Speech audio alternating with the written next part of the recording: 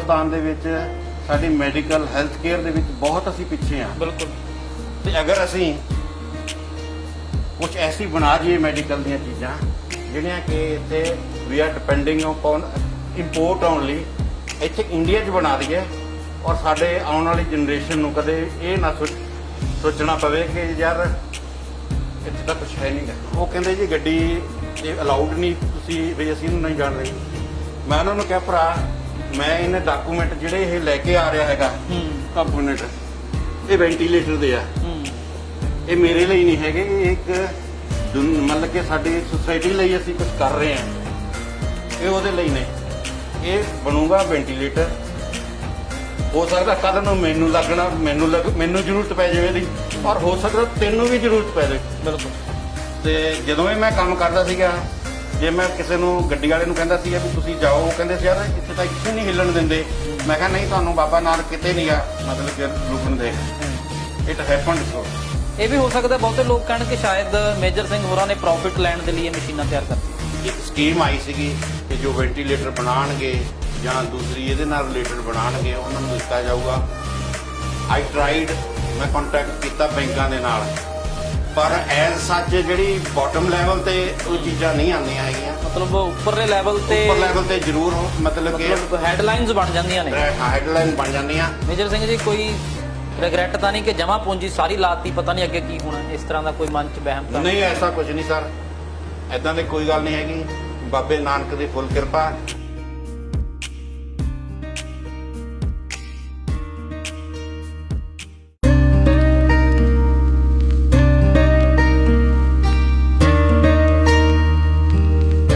ਦੇਸ਼ ਦੇ ਵਿੱਚ ਕਰੋਨਾ ਵਾਇਰਸ ਫੈਲਿਆ ਹੋਇਆ ਹੈ ਤੇ ਇਸ ਨਾਲ ਨਿਪਟਣ ਦੇ ਲਈ ਵੱਡੇ ਪੱਧਰ ਤੇ ਪ੍ਰਬੰਧ ਵੀ ਕੀਤੇ ਜਾ ਰਹੇ ਨੇ, ਪਰ ਸਾਡੇ ਦੇਸ਼ ਦੇ ਵਿੱਚ ਹਾਲੇ ਵੀ ਵੈਂਟੀਲੇਟਰ ਤਿਆਰ ਨਹੀਂ ਹੁੰਦੇ ਤੇ ਸਾਨੂੰ ਵਿਦੇਸ਼ਾਂ ਤੋਂ ਡਿਪੈਂਡ ਹੋਣਾ ਪੈ ਰਿਹਾ ਹੈ। ਬਾਹਰਲੇ ਕੰਟਰੀਜ਼ ਤੋਂ ਅਸੀਂ ਵੈਂਟੀਲੇਟਰ ਲਿਆ ਰਹੇ ਹਾਂ ਤੇ ਮਹਿੰਗੇ ਮੁੱਲ ਦੇ ਲਿਆ ਰਹੇ ਹਾਂ ਤੇ ਇਸੇ ਕਰਕੇ ਸਾਡੇ ਦੇਸ਼ ਦੇ ਵਿੱਚ ਵੈਂਟੀਲੇਟਰਸ ਦੀ ਘਾਟ ਹੈ। ਪਰ ਅੱਜ ਅਸੀਂ ਤੁਹਾਨੂੰ ਦਿਖਾਉਂਦੇ ਹਾਂ ਕਿ ਲੁਧਿਆਣਾ ਦੇ ਵਿੱਚ ਵੈਂਟੀਲੇਟਰਸ ਕਿਵੇਂ ਤਿਆਰ ਹੋ ਰਹੇ ਨੇ।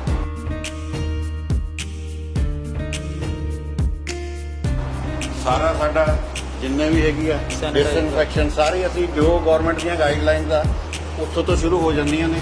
ਇੱਥੇ ਅੱਗੇ ਰੱਖਿਆ ਹੈਗਾ, ਫਿਰ ਇੱਥੇ ਆ ਕੇ ਫਿਰ ਅਗਲੇ ਨੂੰ ਪੁੱਛਦਾ ਹੈਗਾ ਆਪਣੇ ਕੀਤੀ ਹੈਗੀ ਆ ਡਿਸਇਨਫੈਕਸ਼ਨ, ਫਿਰ ਇਹ ਸਾਰਾ ਡੇਲੀ ਨੂੰ ਕਰਦੇ ਆ।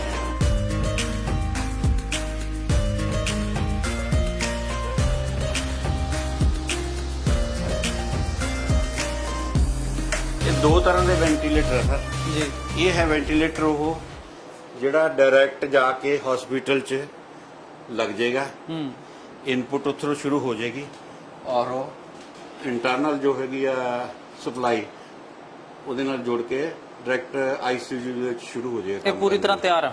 ਇਹ ਪੂਰੀ ਤਰ੍ਹਾਂ ਤਿਆਰ ਹੈ।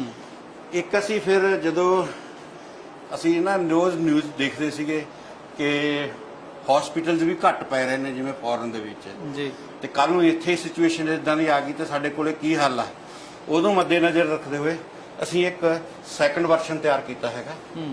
ਇਹਦੇ ਵਿੱਚ ਇਹ ਹੈਗਾ ਕਿ ਇਹਦੇ ਅੰਦਰ ਇਹ ਦੇਖੋ, ਇਹਦੇ ਅੰਦਰ ਆਈ ਵਿਲ ਸ਼ੋ ਯੂ ਜੀ,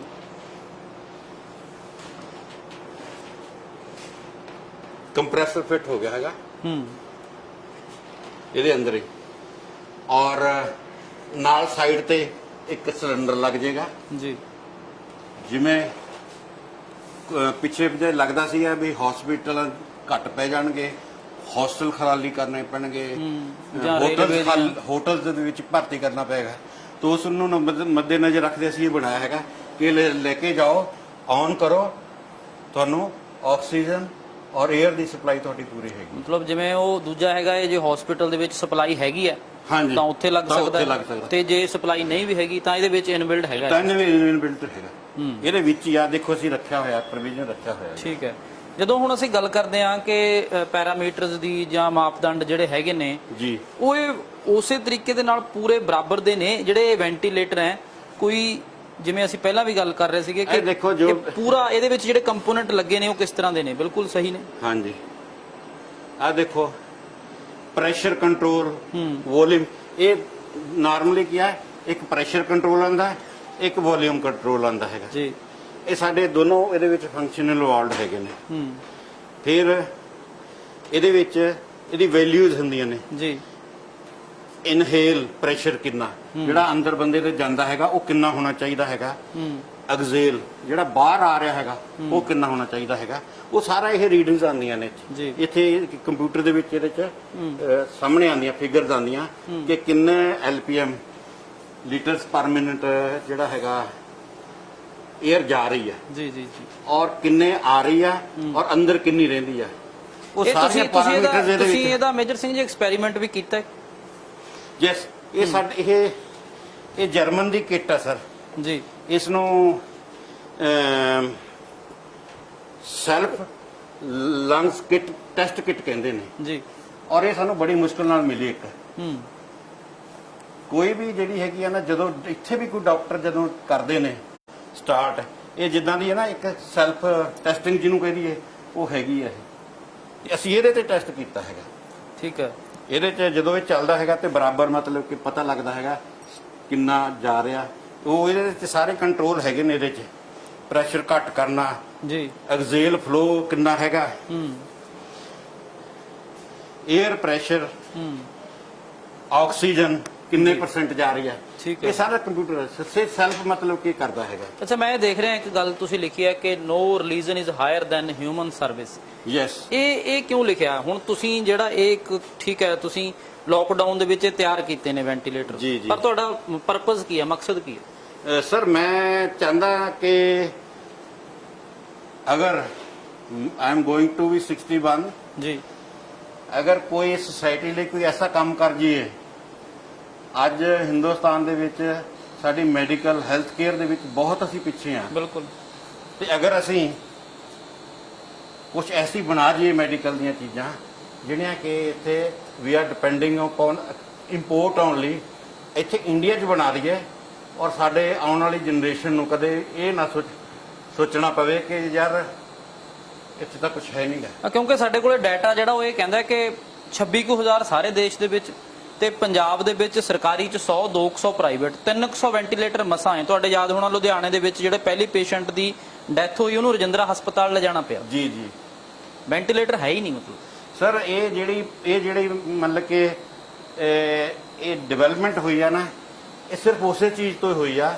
ਜਦੋਂ ਉਸ ਲੜਕੀ ਦੀ ਡੈਥ ਹੋਈ ਨਾ ਮੈਨੂੰ ਪਤਾ ਲੱਗਿਆ, ਮੈਂ ਨਿਊਜ਼ ਪੜ੍ਹਿਆ ਸੁਣਿਆ ਕਿ ਪਹਿਲਾਂ ਉਹ ਇੱਥੇ ਸਿਵਲ ਹਸਪੀਟਲ 'ਚ ਗਏ ਜੀ। ਇੱਥੇ ਉਹਨਾਂ ਨੇ ਉੱਥੇ ਭੇਜ ਦਿੱਤਾ ਔਰ ਰੀਜ਼ਨ ਬਿਹਾਈਂਡ ਇਹ ਹੋਇਆ ਸੀਗਾ ਕਿ ਵੈਂਟੀਲੇਟਰ ਦੀ ਸ਼ਾਰਟੇਜ ਕਰਕੇ ਡੈਥ ਹੋ ਗਈ ਜੀ। ਤੋ ਆਈ ਵਾਸ ਪੇਨਡ ਟੂ ਨੋ ਦੈਟ। ਮੈਂ ਉਸੇ ਟਾਈਮ ਥਾਣ ਲਿਆ ਸੀਗਾ। ਮੈਂ ਡਾਇਰੈਕਟਰ ਆਫ ਇੰਡਸਟਰੀਜ਼ ਨੂੰ ਆਪਣੇ ਸਿਬਨ ਸਾਹਿਬ ਨੂੰ ਕਿਹਾ ਸੀਗਾ ਜੀ ਤੁਸੀਂ ਮੈਨੂੰ ਸਪੋਰਟ ਕਰੋ। ਮੈਂ ਪੈਸੇ ਦੀ ਸਪੋਰਟ ਨਹੀਂ ਮੰਗਦਾ, ਮੈਂ ਹੋਰ ਨਹੀਂ ਸਪੋਰਟ ਮੰਗਦਾ। ਲੋਕਡਾਊਨ ਅਸੀਂ ਕਿਤੇ ਜਾ ਨਹੀਂ ਸਕਦੇ ਵੀ ਤੁਸੀਂ ਜਿੱਥੋਂ ਸਾਨੂੰ ਸਮਾਨ ਮਿਲੇਗਾ ਅਸੀਂ ਉੱਥੇ ਜਾਵਾਂਗੇ, ਉੱਥੋਂ ਦੀ ਸਾਨੂੰ ਕਰਫਿਊ ਵਗੈਰਾ ਦੇ ਪਰਮਿਸ਼ਨ ਵਗੈਰਾ ਦੇ ਦਿਓ। ਉਹਨਾਂ ਨੇ ਸਾਨੂੰ ਮਹੇਸ਼ ਖੰਨਾ ਜੀ ਨੇ GMDIC ਪੂਰੀ ਸਪੋਰਟ ਕੀਤੀ।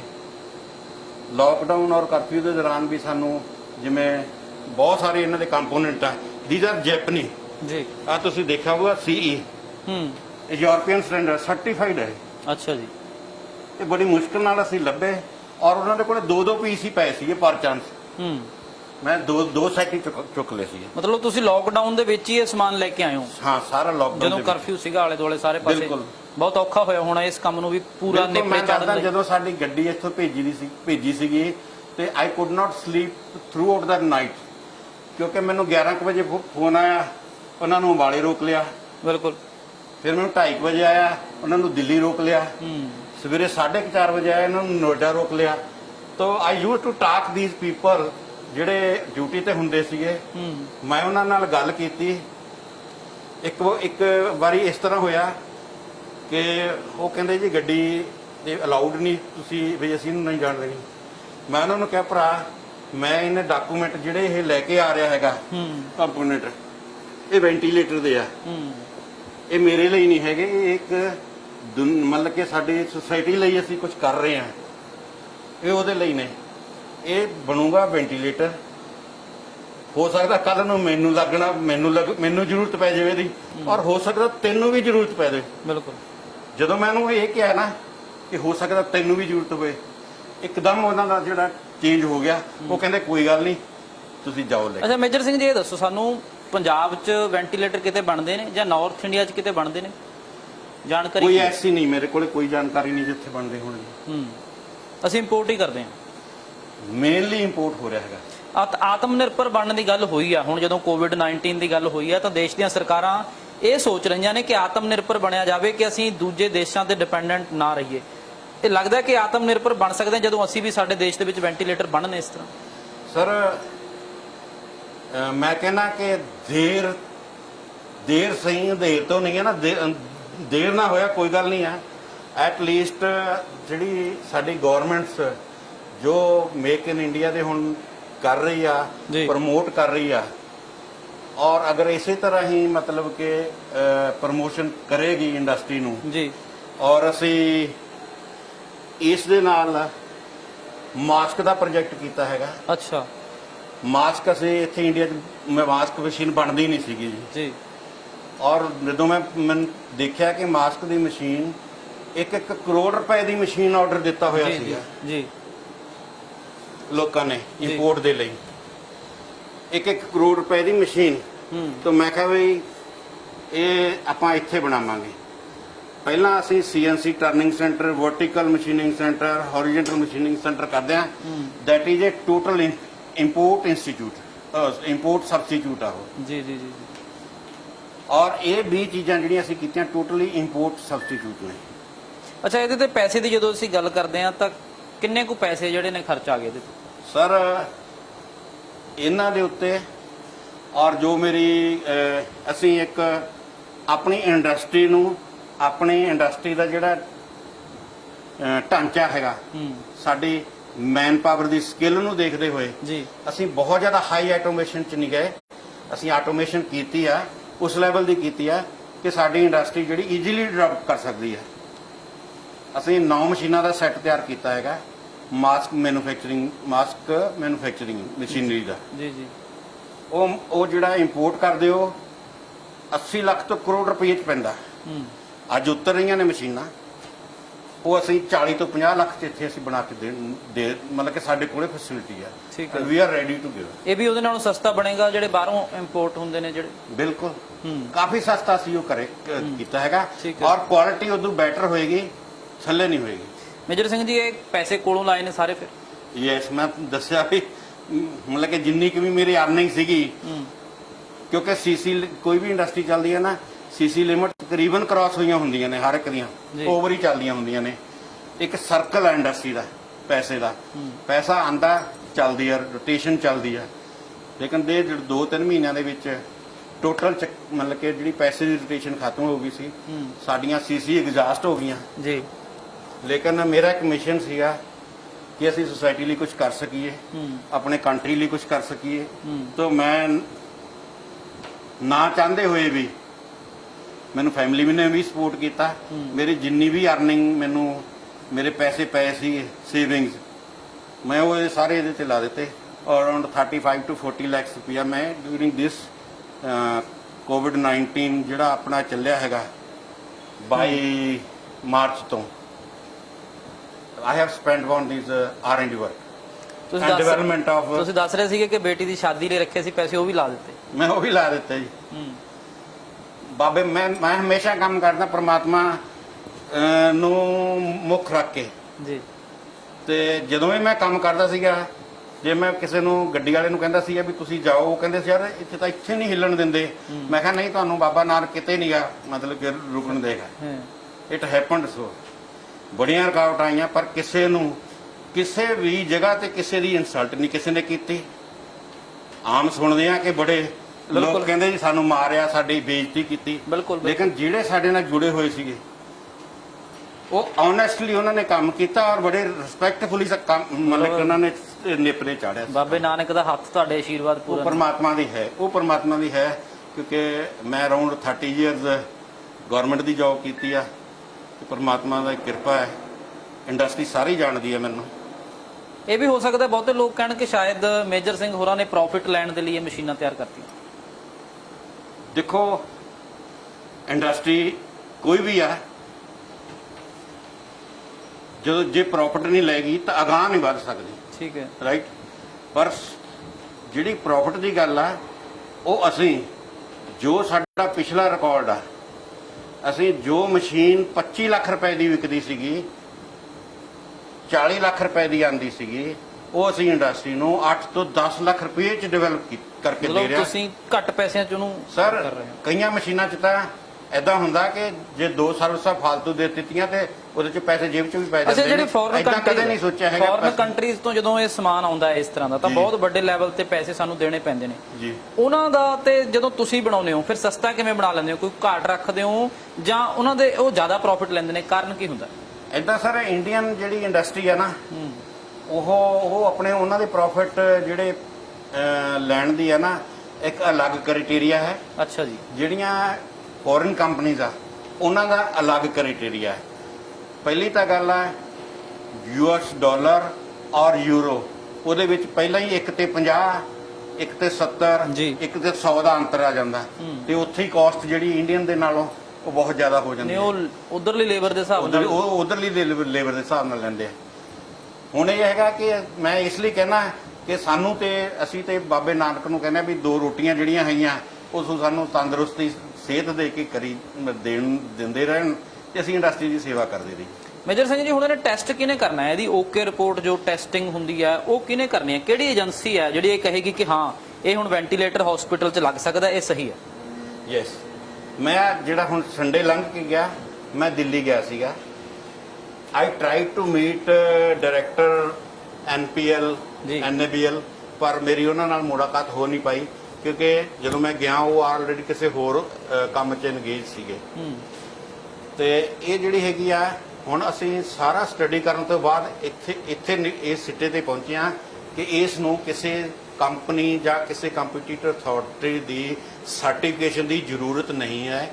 ਜਿਹੜੇ ਅਸੀਂ ਇਹਦੇ ਵਿੱਚ ਕੰਪੋਨੈਂਟ ਯੂਜ਼ ਕਰਦੇ ਹਾਂ ਉਹਨਾਂ ਦਾ ਇੱਕ ਸਟੈਂਡਰਡ ਹੈ, ਮੈਡੀਕਲ ਲੈਵਲ ਦੇ ਕੰਪੋਨੈਂਟ ਹੋਣੇ ਚਾਹੀਦੇ ਨੇ, ਉਹ ਉਹੀ ਯੂਜ਼ ਹੋਣ ਤਾਂ ਇਟਸੈਲਫ ਜਿਹੜੇ ਆ ਉਹ ਸਰਟੀਫਾਈਡ ਹੋ ਜਾਂਦਾ ਹੈ। ਮਤਲਬ ਅੱਜ ਤੁਹਾਡੇ ਕੋਲੇ ਕੋਈ ਹਸਪੀਟਲ ਡਿਮਾਂਡ ਕਰੇ ਕਿ ਇਹ ਸਾਨੂੰ ਚਾਹੀਦਾ, ਜੋ ਕੀਮਤ ਤੁਸੀਂ ਲਾਈ ਹੈ ਜਾਂ ਜੋ ਚਲੋ ਤੁਹਾਡੀ ਕੀਮਤ ਹੈਗੀ ਹੈ ਉਹ ਤੁਹਾਨੂੰ ਪੇ ਕਰੇ, ਤਾਂ ਤੁਸੀਂ ਉਹ ਦੇ ਸਕਦੇ ਹੋ, ਹੋਰ ਵੀ ਬਣਾ ਸਕਦੇ ਹੋ?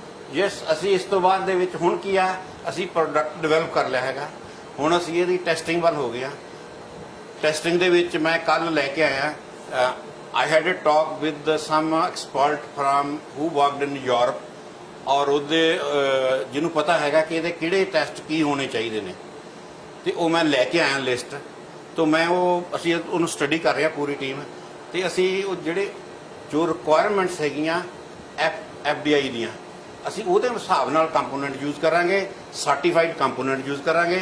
ਜੋ ਰਿਕੁਆਇਰਡ ਹੈਗਾ ਅਸੀਂ ਪਹਿਲਾਂ ਵੀ ਅਸੀਂ ਉਸ ਨੂੰ ਲੈ ਕੇ ਚੱਲੇ ਹਾਂ, ਹੁਣ ਹੋਰ ਕੇਅਰ ਦੇ ਨਾਲ ਕਰਾਂਗੇ ਕਿਉਂਕਿ ਪਹਿਲਾਂ ਸਾਡੀ ਰਿਸਟ੍ਰਿਕਸ਼ਨ ਸੀਗੀਆਂ, ਕਰਫਿਊ ਸੀ, ਇੰਡਸਟਰੀ ਬੰਦ ਸੀ, ਕੰਪੋਨੈਂਟਸ ਅਵੇਲੇਬਲ ਨਹੀਂ ਸੀ।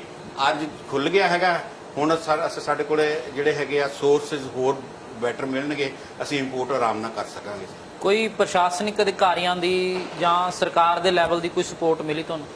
ਪ੍ਰਸ਼ਾਸਨ ਜਿਹੜੇ ਅਧਿਕਾਰੀ ਆ ਉਹਨਾਂ ਦੇ ਸਾਨੂੰ ਜਦੋਂ ਵੀ ਅਸੀਂ ਉਹਨਾਂ ਨੂੰ ਕਿਹਾ ਵੀ ਸਾਨੂੰ ਮੂਵਮੈਂਟ ਪਾਸ ਚਾਹੀਦੇ ਨੇ, ਅਸੀਂ ਸਮਾਨ ਦਿੱਲੀ ਤੋਂ ਲੈ ਕੇ ਆਣਾ, ਅਸੀਂ ਸਮਾਨ ਨੋਇਡਾ ਤੋਂ ਲੈ ਕੇ ਆਣਾ, ਜਾਂ ਸਮਾਨ ਅਸੀਂ ਚੰਡੀਗੜ੍ਹ ਤੋਂ ਲੈ ਕੇ ਆਣਾ ਹੈਗਾ, ਤੇ ਹਮੇਸ਼ਾ ਉਹਨਾਂ ਨੇ ਸਾਨੂੰ ਕਰਫਿਊ ਪਾਸ ਦਿੱਤੇ ਨੇ। ਦੇ ਸਪੋਰਟਡ ਅਸ, ਜੋ ਉਹਨਾਂ ਦੇ ਪ੍ਰੀਵਿਊ ਚ ਸੀਗਾ। ਦੇ ਆਰ ਹੈਲਥ ਮਿਨਿਸਟਰੀ ਨਾਲ ਕੋਈ ਗੱਲ ਹੋਈ ਹੋਵੇ ਕਿ ਅਸੀਂ ਜਿਵੇਂ yes, I had a talk with mister Balvir Singh Khanna ji, ji GM ਸਾਹਿਬ ਨੇ, ਜੀ, and I also had a talk with the Siban C, Director of Industries.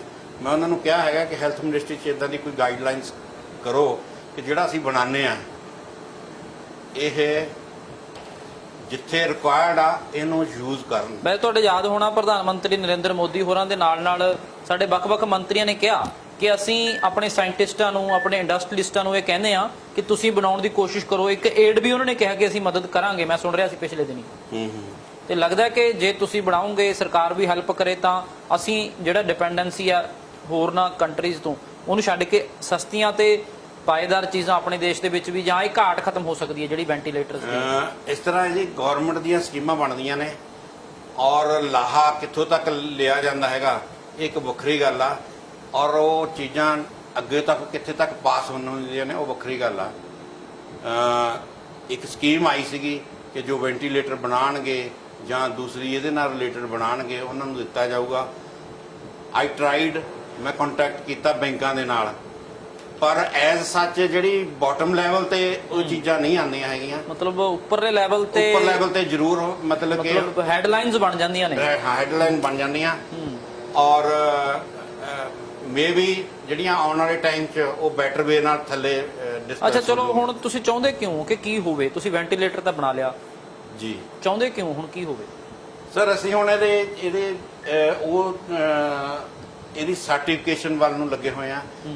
ਤੋ I had a talk with scientist in NABL। ਉਹਨਾਂ ਨੇ ਕਿਹਾ ਹੈਗਾ ਕਿ ਇਹਦੇ ਜਿਹੜੇ ਕੰਪੋਨੈਂਟਸ ਨੇ, ਇਹਦੇ ਜਿਹੜੀਆਂ ਪ੍ਰੈਸ਼ਰ ਗੇਜਸ ਹੋਈਆਂ ਅਸੀਂ ਲਗਾਈਆਂ ਨੇ, ਉਹਨਾਂ ਨੂੰ ਤੁਸੀਂ ਟੈਸਟ ਕਰਵਾ ਲਓ।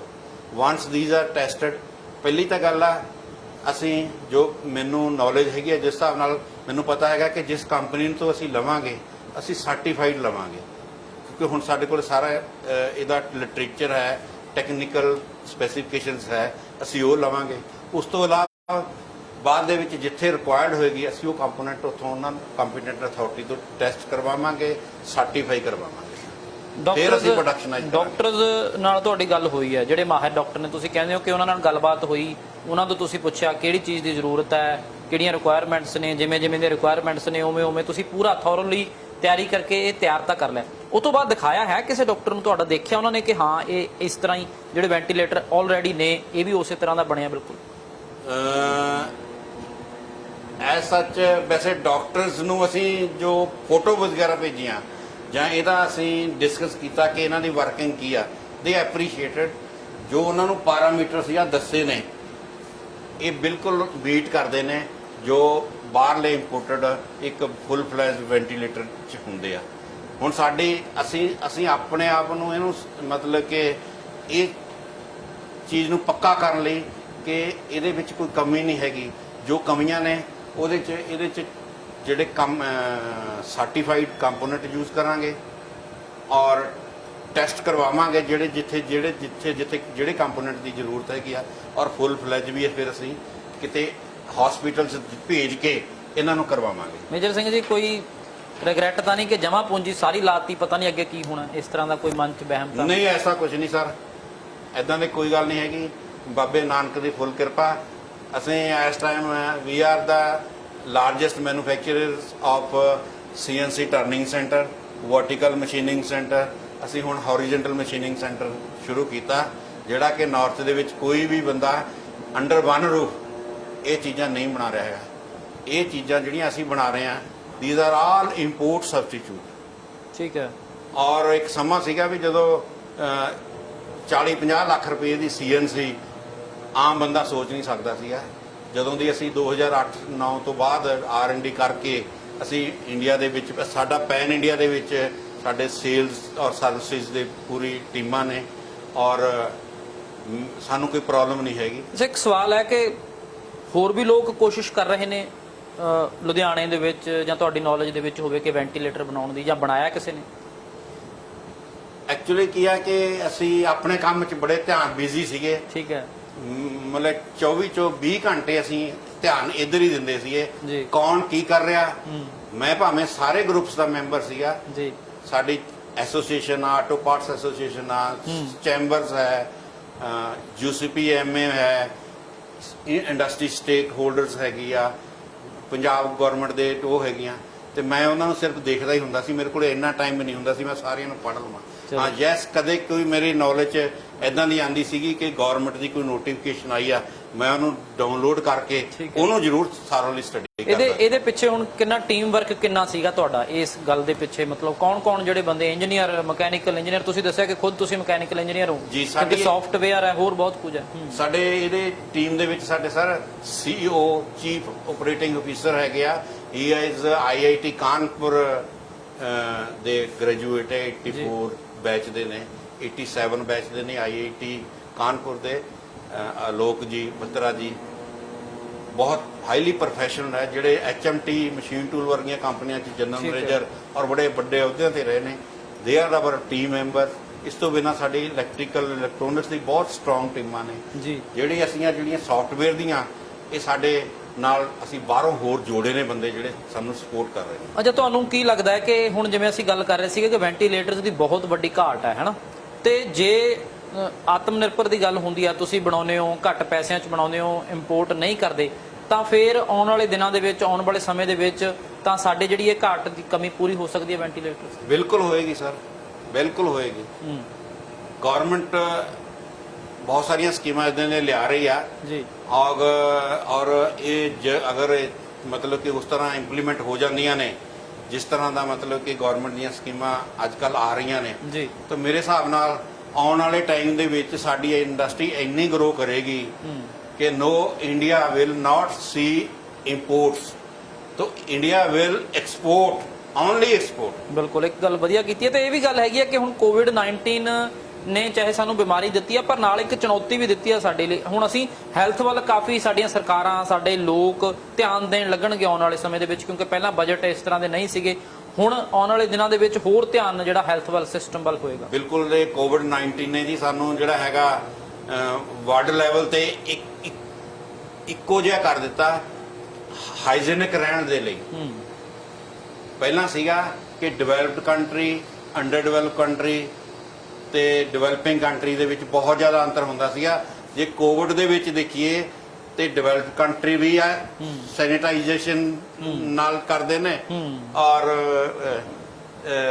ਅੱਜ ਅੰਡਰ ਡਿਵੈਲਪਿੰਗ ਵੀ ਤੇ ਦੂਸਰੇ ਕੰਟਰੀ। ਬਿਲਕੁਲ, ਚਲੋ ਬਹੁਤ ਧੰਨਵਾਦ। ਇਹਨਾਂ ਨੇ ਸਾਰਾ ਇਕੁਅਲ ਕਰ ਦਿੱਤਾ। ਜੀ ਜੀ ਜੀ, ਬੰਦੇ ਨੂੰ ਚਾਹੇ ਉਹ ਪੜਿਆ ਹੈ ਚਾਹੇ ਅਨਪੜ੍ਹ ਆ, ਹਾਈਜੀਨਿਕ ਕੀ ਚੀਜ਼ ਹੁੰਦੀ ਆ ਉਹ ਚੀਜ਼ ਸਿਖਾ ਦਿੱਤੀ ਹੈ ਪਰਮਾਤਮਾ ਨੇ। ਬਹੁਤ ਧੰਨਵਾਦ ਮੇਜਰ ਸਿੰਘ ਜੀ ਗੱਲਬਾਤ ਕਰਨ ਦੇ ਲਈ। ਸੋ ਮੇਜਰ ਸਿੰਘ ਹੋਰਾਂ ਦੇ ਵੱਲੋਂ ਜਿਹੜੀ ਇਹ ਕੰਪਨੀ ਹੈ ਜੈਵੋ ਹੈਲਥ ਕੇਅਰ ਦੇ ਨਾਮ ਤੇ ਇਹ ਜਿਹੜੇ ਵੈਂਟੀਲੇਟਰ ਨੇ ਤਿਆਰ ਕੀਤੇ ਗਏ ਨੇ। ਸ਼ੁਰੂਆਤ ਦੇ ਵਿੱਚ 2 ਵੈਂਟੀਲੇਟਰ ਹਾਲੇ ਤਿਆਰ ਕੀਤੇ ਗਏ ਨੇ। ਇਹਨਾਂ ਦਾ ਕਹਿਣਾ ਇਹੀ ਹੈ ਕਿ ਜਦੋਂ ਇਹਨਾਂ ਦੀ ਟੈਸਟਿੰਗ ਪੂਰੀ ਤਰ੍ਹਾਂ ਹੋ ਚੁੱਕੀ ਹੋਵੇਗੀ, ਹੈਲਥ ਮਿਨਿਸਟਰੀ ਨਾਲ ਗੱਲ ਹੋਵੇਗੀ, ਉਸ ਤੋਂ ਬਾਅਦ ਜਿਹੜੇ ਵੈਂਟੀਲੇਟਰਸ ਨੇ ਇਹ ਹਸਪੀਟਲਸ ਤੱਕ ਪਹੁੰਚਾਏ ਜਾਣਗੇ ਤੇ ਲੋਕਾਂ ਦੀ ਜਾਨ ਬਚ ਸਕੇਗੀ। ਕਿਉਂਕਿ ਸਾਡੇ ਦੇਸ਼ ਦੇ ਵਿੱਚ ਬਹੁਤ ਵੱਡੀ ਘਾਟ ਹੈ ਵੈਂਟੀਲੇਟਰਸ ਦੀ, ਚਾਹੇ ਦੇਸ਼ ਦੀ ਗੱਲ ਹੋਵੇ, ਪੰਜਾਬ ਦੀ ਗੱਲ ਹੋਵੇ। ਤੇ ਇਹ ਦਾਅਵਾ ਕਰਦੇ ਨੇ ਕਿ ਜਿਹੜੇ ਕੰਪੋਨੈਂਟਸ ਵਰਲਡ ਲੈਵਲ ਦੇ ਨੇ, ਜੈਪਨੀਜ਼ ਨੇ, ਹੋਰ ਜਿਹੜੇ ਕੰਪੋਨੈਂਟਸ ਨੇ, ਉਹ ਇਸ ਵੈਂਟੀਲੇਟਰ ਦੇ ਵਿੱਚ ਵਰਤੋਂ ਕੀਤੀ ਗਈ ਹੈਗੀ ਹੈ। ਤੇ ਇਹਨਾਂ ਦਾ ਜਿਹੜਾ ਜੋ ਬਣਾਉਣ ਦਾ ਕ੍ਰਾਈਟੇਰੀਆ ਹੈਗਾ ਇਹ ਜਾਂ ਇਹਦੇ ਪੈਰਾਮੀਟਰਸ ਨੇ ਜੋ ਉਹ ਪੂਰੇ ਫੋਲੋ ਕੀਤੇ ਗਏ ਨੇ। ਸੋ ਆਉਣ ਵਾਲੇ ਦਿਨਾਂ ਦੇ ਵਿੱਚ ਦੇਖਣਾ ਹੋਏਗਾ ਕਿ ਜਿਹੜੀ ਇਹ ਗੱਲ ਕਹਿ ਰਹੇ ਨੇ ਮੇਜਰ ਸਿੰਘ ਜੀ, ਇਹ ਕਿਵੇਂ ਆਉਣ ਵਾਲੇ ਦਿਨਾਂ ਦੇ ਵਿੱਚ ਇੰਪਲੀਮੈਂਟ ਹੁੰਦੀ ਹੈ। ਪਰ ਵੱਡੀ ਗੱਲ ਇਹ ਹੈ ਕਿ ਸ਼ੁਰੂਆਤ ਹੋ ਚੁੱਕੀ ਹੈ ਕਿ ਸਾਡੇ ਦੇਸ਼ ਦੇ ਵਿੱਚ ਵੀ ਹੁਣ ਜਿਹੜੀਆਂ ਇਸ ਤਰ੍ਹਾਂ ਦੀ ਟੈਕਨੋਲੋਜੀ ਆ ਉਹ ਬਣ ਸਕਦੀ ਹੈ। ਤੇ ਅਸੀਂ ਇਹ ਆਸ ਰੱਖਦੇ ਹਾਂ ਕਿ ਆਉਣ ਵਾਲੇ ਦਿਨਾਂ ਦੇ ਵਿੱਚ ਹਸਪਤਾਲਾਂ ਦੇ ਵਿੱਚ ਜਦੋਂ ਵੈਂਟੀਲੇਟਰਸ ਹੋਣਗੇ ਤਾਂ ਬਹੁਤ ਸਾਰੇ ਲੋਕਾਂ ਦੀ ਜਾਨ ਬਚ ਸਕੇਗੀ। ਫਿਲਹਾਲ ਕੈਮਰਾਮੈਨ ਗਗਨ ਦੇ ਨਾਲ ਰਣਬੀਰ ਸਿੰਘ ਰਾਣਾ।